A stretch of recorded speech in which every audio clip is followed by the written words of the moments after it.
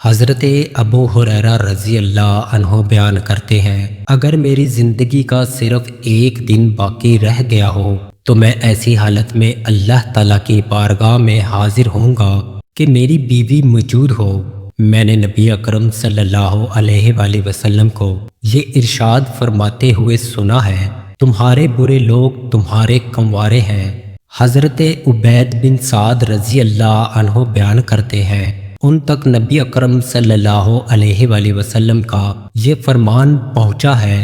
آپ صلی اللہ علیہ وآلہ وسلم نے ارشاد فرمایا ہے، جو شخص میری فطرت سے محبت رکھتا ہے اسے میری سنت کی پیروی کرنی چاہیے، اور میری سنت میں نکاح کرنا شامل ہے۔ حضرت انس رضی اللہ عنہ بیان کرتے ہیں، نبی اکرم صلی اللہ علیہ وآلہ وسلم شادی کرنے کا حکم دیتے تھے اور کنوارے رہنے سے منع کرتے تھے، اور اس بارے میں سختی کرتے تھے۔